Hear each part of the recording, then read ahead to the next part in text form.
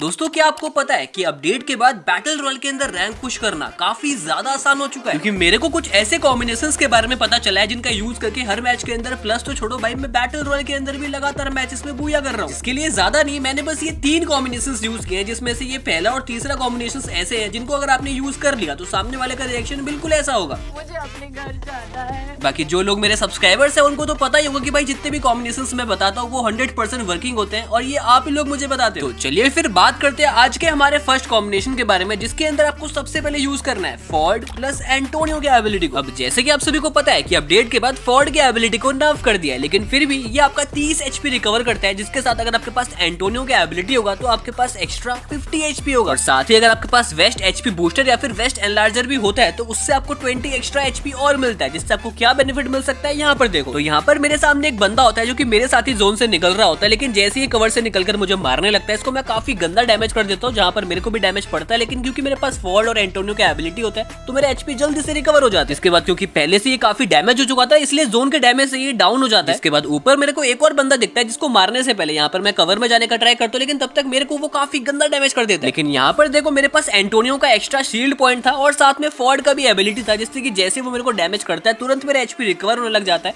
और यहाँ पर मैं 35 के HP से बच जाता हूँ। इसके बाद अपने आप को पूरा हील करके जैसे मैं जोन से निकलता हूँ और ये मेरे को सामने दिखता है, इसको मैं रेड नंबर मार के डाउन करता हूँ, फिर इसको डाउन करते सामने मुझे एक और बंदा दिखता है, उसको भी हेडशॉट मार के मैं डाउन कर देता हूँ। लेकिन अगर मेरे पास फॉर्ड या फिर एंटोनियो की एबिलिटी नहीं होता तो क्या मैं वहां से बच के निकल पाता? शायद नहीं। बेसिकली यही फायदा होता है फॉर्ड और एंटोनियो की एबिलिटी को साथ में यूज करने का, जिससे कि जब भी आप लोग फाइट करोगे वहां पर आपके पास HP ज्यादा रहेगा और फॉर्ड का जो एबिलिटी है वो जोन के अंदर भी काम आता है, तो आप इसको हर जगह यूज कर सकते हो। बाकी यहाँ पर आपको अगले 2 स्लॉट्स के अंदर यूज करना है हयातो और तत्सुया की एबिलिटी को, जिससे आपको क्या बेनिफिट मिलेगा यहाँ पर देखो। यहाँ पर भाई जैसे मैं अपने टीममेट को रिवाइव करता हूँ 2 बंदे एकदम से मेरे ऊपर रश करने आ जाते हैं। इसमें से एक बंदा तो भाई अंदर आके मुझे काफी गंदा डैमेज भी कर देता है, बट मेरे पास एंटोनियो और फॉर्ड का एबिलिटी होता है तो मेरा HP रिकवर हो जाता है। लेकिन इसके बाद मेरा हयातो का एबिलिटी एक्टिवेट हो जाता है और जब मैं इसको डैमेज करता हूँ इसको ज्यादा डैमेज पड़ता है, जिससे ये काफी इजीली डाउन हो जाता है। इसके बाद जल्दी से कवर में जाने के लिए यहाँ पर मैं तत्सुया की एबिलिटी को यूज करता हूँ, जिसके बाद ध्यान देना मेरा फॉर्ड का एबिलिटी फिर से चार्ज हो जाता है। फिर जैसे इसका दूसरा बंदा मेरे ऊपर रश करने आता है तो उसको भी यहाँ पर मैं हयातो के एबिलिटी से काफी इजीली डाउन कर देता हूँ और यहाँ पर देखो मेरा फिर से HP थोड़ा सा रिकवर हो जाता है। बेसिकली इस कॉम्बिनेशन के अंदर डिफेंस के लिए ना सिर्फ आपको एक्स्ट्रा HP मिलता है, बल्कि साथ में आपको यहाँ पर अटैक करने के लिए हयातो का डैमेज और तत्सुया का स्पीड भी मिल जाता है, जिससे कि आप लोग एनिमी को कंफ्यूज करके भी काफी इजीली खत्म कर सकते हो। जैसे कि यहाँ पर देखो मेरे सामने से एक बंदा आता है जिसको मैं डैमेज तो करता हूँ, लेकिन भाई इसके पास अच्छा वेस्ट होता है इसलिए डाउन नहीं होता, उल्टा ये मेरे को काफी गंदा डैमेज कर देता है। इसके बाद यहाँ पर देखो इसका ध्यान भटकाने के लिए मैं एकदम से तत्सुया की एबिलिटी को यूज कर देता हूँ, जिससे कि भाई उसका एम मिस हो जाता है और भाई वो वॉल लगा लेता है। इसके बाद मेरे को यहाँ पर टाइम मिल जाता है अपने आप को हील करने का, जिसके बाद मैं यहाँ पर हीलिंग वे भी छोड़ देता हूँ, जिसके बाद जैसे ये बंदा रश करने आता है तो अब की बार इसको मैं पूरा खत्म कर देता हूँ। बैटल रॉयल के अंदर अगर आप लोग हर फाइट को डोमिनेट करना चाहते हो तो भाई ये वाला कॉम्बिनेशन आप लोग डेफिनेटली ट्राई कर सकते हो, क्योंकि यहाँ पर आपको ना सिर्फ एक्स्ट्रा HP मिलेगा बल्कि साथ में आपको एक्स्ट्रा डैमेज भी मिल जाएगा, जिसका आपको फाइट के अंदर डेफिनेटली फायदा मिलेगा। बाकी आप लोग अपडेट के बाद बैटल रॉयल के अंदर कौन सा कॉम्बिनेशन यूज कर रहे हो कमेंट में जरूर बताना, कि अगले वीडियो के अंदर मैं आप ही में से किसी का कॉम्बिनेशन यूज करने वाला हूँ, तो इसीलिए आपके पास जो सबसे बढ़िया कॉम्बिनेशन हो वही बताना। और साथ ही अगर आपको यहाँ तक वीडियो अच्छा लग रहा है तो वीडियो को आप लोग लाइक और शेयर करने के साथ साथ भाई चैनल को आप लोग सब्सक्राइब भी कर देना, क्योंकि बाकी यूट्यूबर्स की तरह मैं अपने सिर्फ अकेले का नहीं सोचता, मैं आप लोगों का भी सोचता हूँ कि आप लोग जो टाइम और एफर्ट्स निकालकर कमेंट करते हो वो वेस्ट ना हो, इसीलिए भाई मैं आपके कॉम्बिनेशन के ऊपर भी वीडियो बनाता हूँ। लेकिन भाई अगर आप लोग सपोर्ट नहीं करोगे तो भाई मेरा भी मन नहीं करेगा, तो इसलिए भाई अब तो यार सब्सक्राइब कर ही देना।